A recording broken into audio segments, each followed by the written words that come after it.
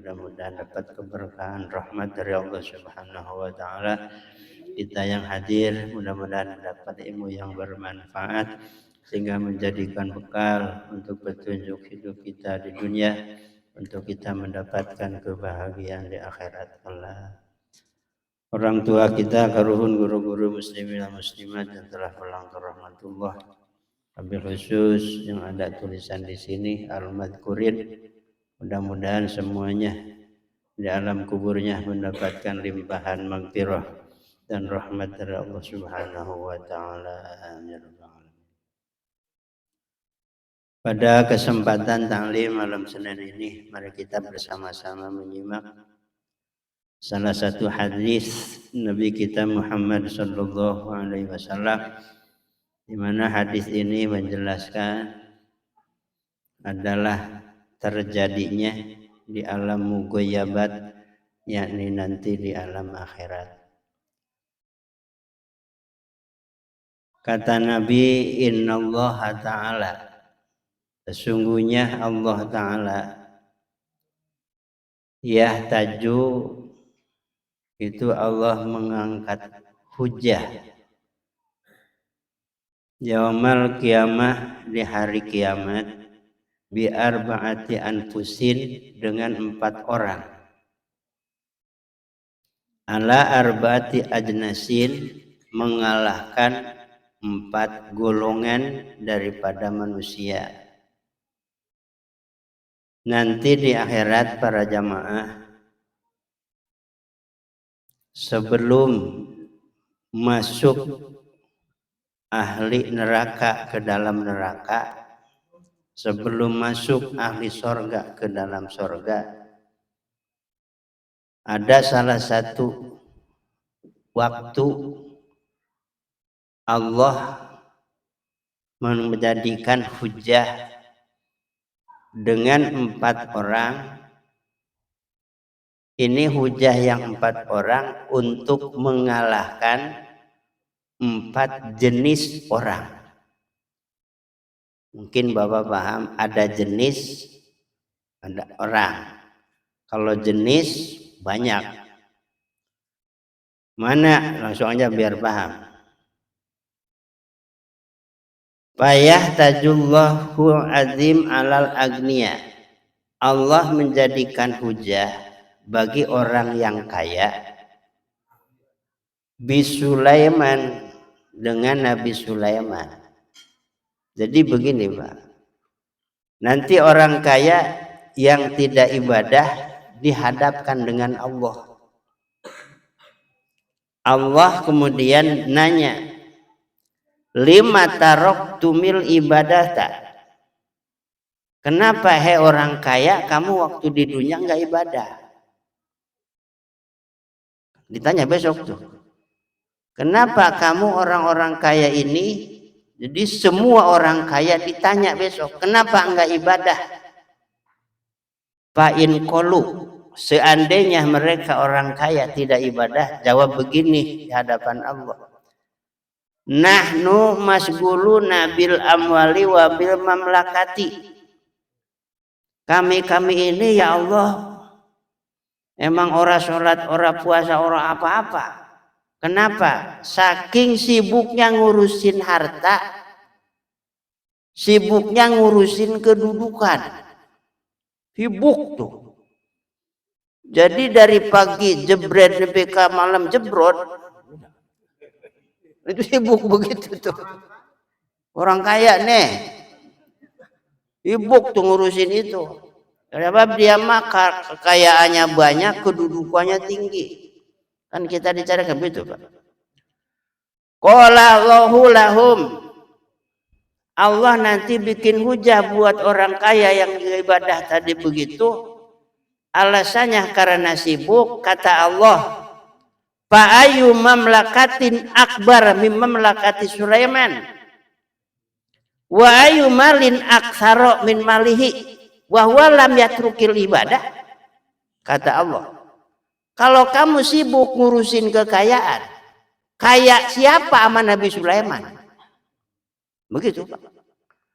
Kalau emang kamu tidak ibadah karena ngurusin kedudukan, tinggian mana kerajaan sama Nabi Sulaiman? Dikituin besok tuh. Jadi orang Allah bikinan hujah buat orang yang keibadat dengan Nabi Sulaiman cukup. Para jamaah kenal Nabi Sulaiman. Nabi Sulaiman itu anak Nabi Daud, Pak. Nabi Sulaiman itu anak Nabi Daud, lahir dari seorang istri yang ke-100. Oh, ada bengong ya? Lah, jangan bengong, Pak. Nabi Daud itu, Pak, istrinya 100. Kalau nggak percaya, Bapak baca kitab buku dulu, Jen. Begini Pak riwayatnya. Ini sampai jam berapa ngajinya? Sampai jam 12 setuju? Saya mak ora setuju. Mau pulang. Bapak mau minum ada. Kalau saya ngomong capek, mendingan pulang. Begini Pak, Nabi Daud alaihissalam punya istri baru 99 di waktu itu. Baru. Dengerin Pak Kadir. Kan bilo jadi raja. Nabi lu jadi raja, odahan Nabi Rasul raja. Kemudian diuji sama Allah. Ujiannya manis. Keluar beliau dari keraton berdua sama Patih. Jalan, kalau kita mungkin santai bagaimana ya? Ya, rileks, benar rileks. Di perjalanan lagi jalan nggak naik kendaraan enggak. Itu datang merpati. Tapi merpatinya ini aneh, warnanya keemas-emasan. Jadi ini Nabi Daud kaget, ini ada merpati warna seperti ini. Karena ini aneh, begitu mau ditangkap Nabi Daud, loncat nggak kena. Merpati kan begitu. Tangkap, loncat lagi, terus dipekerjakan, loncat, tangkap lagi. Terakhirnya ini merpati hinggap di tempat mandi. Kalau zaman dulu kan tempat mandi di luar. Ingat nggak bapak-bapak di kampung? Jangan lihat sekarang, di kampung dulu kan pakai senggot anunya gitu ya. Iya, sumurnya sumur anu yang dikerek. Kan di lingkung pada anu tuh, udah karung, udah apa bae ya. Kita dulu mah kecil dulu. Itu Pak. Itu merpati hinggap di situ Pak. Ya di tempat mandi di atas. Begitu mau ditangkap, begitu. Ini merpati pergi, begitu nunduk ada yang lagi mandi. Karena ini ada yang lagi mandi juga curiga ini ada orang langsung.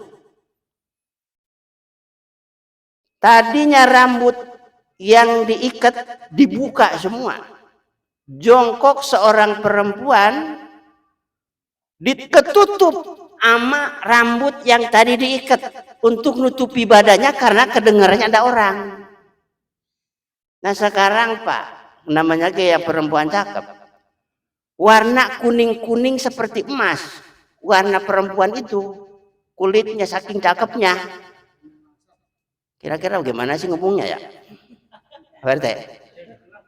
Terus ditutupi sama rambut yang berurainya kayak apa kira-kira itu cakepnya.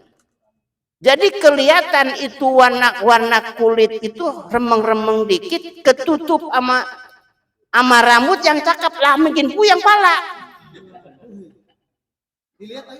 Nah, dengerin dulu.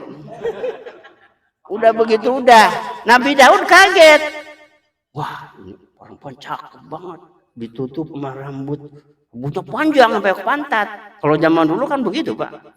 Nggak zaman sekarang. Sekarang perempuan pada dicukur. Perempuan pada dicukur haram hukumnya aurat. Bodoh kita nyampein. Nggak boleh perempuan yang dicukur. Tuh. Itu kan orang itu. Udah jangan kemana-mana, udah begitu aja udah. Udah begitu Nabi Daud pergi dari situ jauh. Tapi nungguin keluar ini perempuan cakep. Dengerin dulu, jangan bersudon baik. Udah begitu keluarlah yang cakep ini. Udah rapi pakai baju. Ditanya, kalau kata orang lebih Qadir, kamu siapa? Nama saya istri siapa?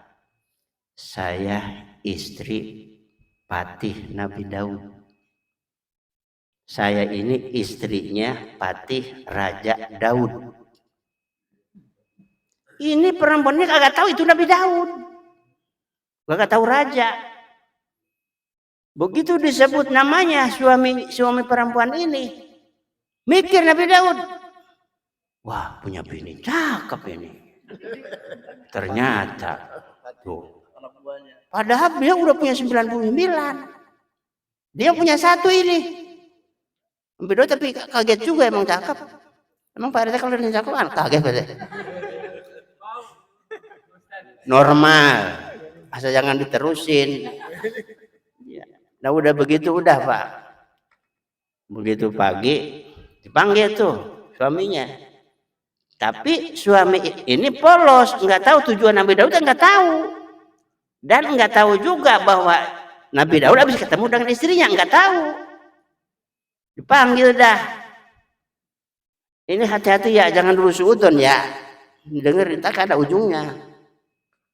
Jangan begini. Kalau begitu, Nabi pada begitu. Jangan. Nah udah begitu dipanggil suaminya. Sekarang kamu tugas perang keluar negeri.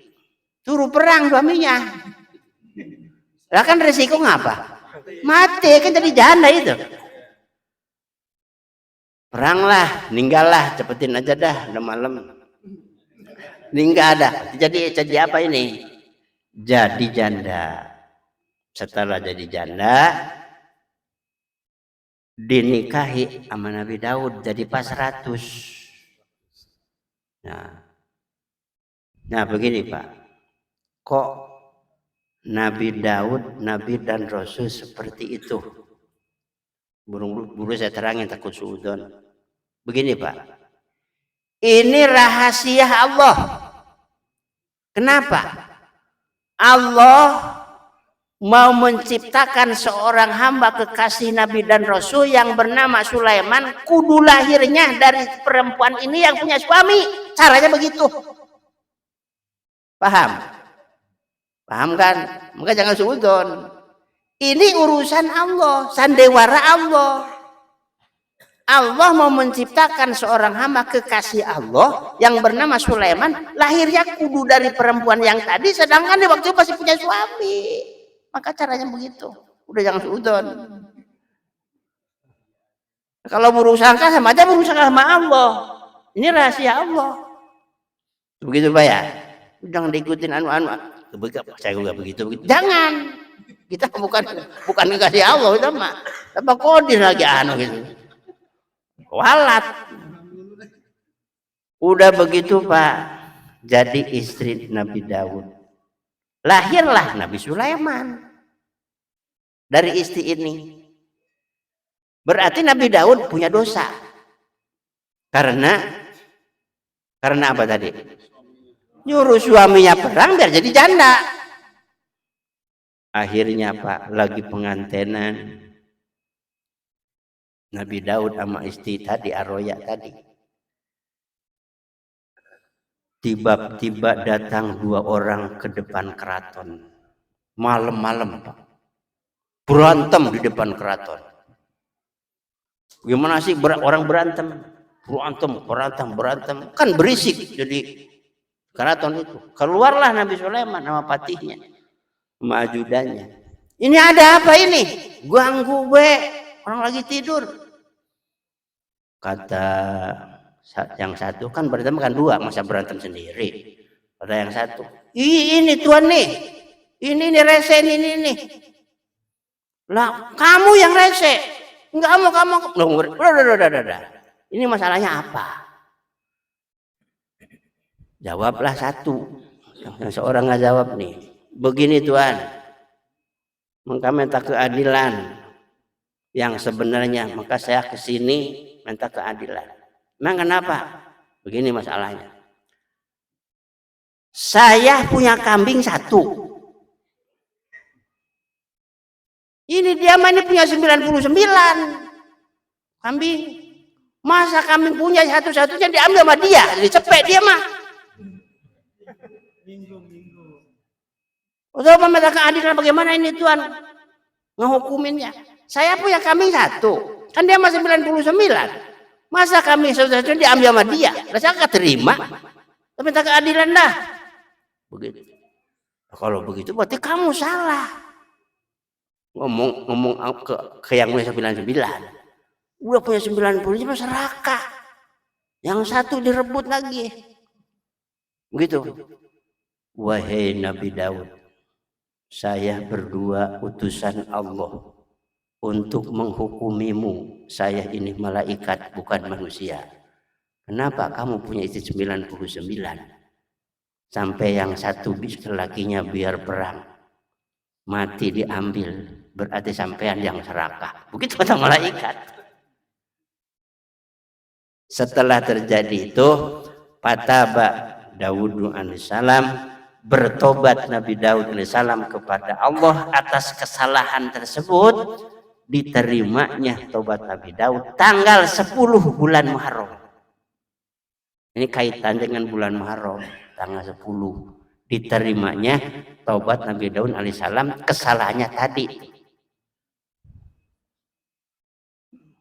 Ini kemana-mana ini ya. Yang berapa ini? Sulaiman bin Daud. Jadi Nabi Sulaiman itu putra Nabi Daud. Jadi nanti, nah kemudian Nabi Sulaiman.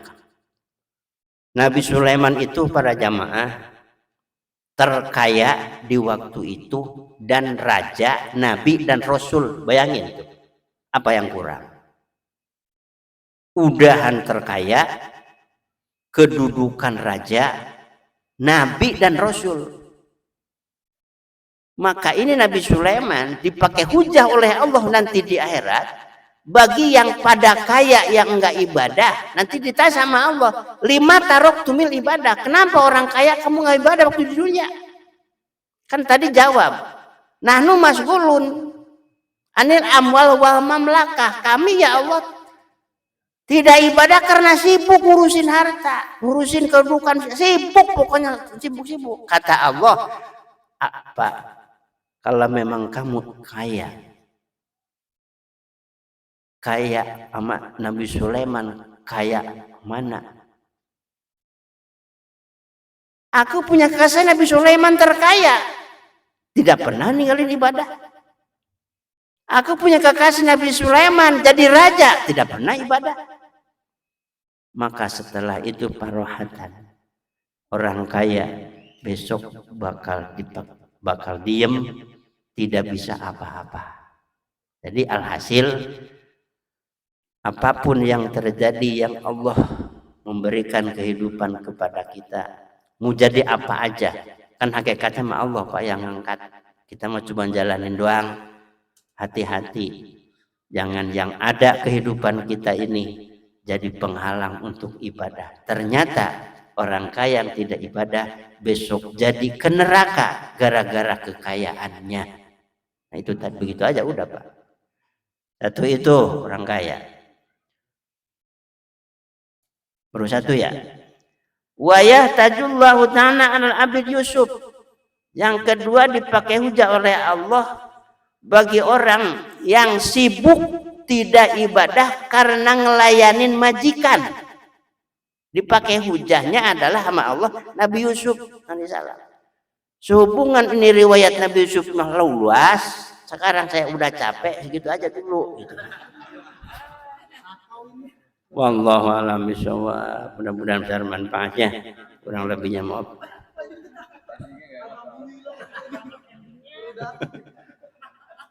اللهم صل على سيدنا وحبيبنا وشفينا وكريمنا ومولانا محمد سلم رضي الله تبارك وتعالى عن كل صحابة رسول الله أجمعين أمين رب الحمد يا ابن عبد في الحكمة ويكفي مزيدا يا ربنا لك الحمد كما ينبغي لكرم عظيم سلطانك اللهم تقبل وأسر وبلغ ثواب ما قرأناه من كلامك الحكيم وبارك ما تلوناه من كلامك القديم هدية منا واصلة ورحمة نازلة وبركة شاملة حضرة الحبيب سيدنا محمد صلى الله عليه وسلم حضرة سادتنا أبي بكر وعمر وعثمان وعلي وإلى بقية الصحابة والتابعين من تبعهم بإحسان إلى يوم الدين إلى الأولياء والشهداء والصالحين والأئمة الراشدين وإلى روحنا وشيخنا مولانا أجمعين أقبر منا مسلمين مسلمات وصل إلى أرواح المذكورين اللهم اغفر لهم وارحمهم وعافهم واعف عنهم وأكرم نزلهم ووسع مدخلهم اللهم اجعل قبورهم روضة من رياض الجنة ولا تجعل قبورهم حفرة من حفر النيران توسلنا بالتعلم توسلنا بالتعليم أن ترزقنا الوسع وأن ترزق الآمنة ربنا آتنا في الدنيا حسنة وفي الآخرة حسنة وقنا عذاب النار صلى الله على سيدنا محمد وعلى سلام الحمد لله رب العالمين السلام عليكم ورحمة الله وبركاته.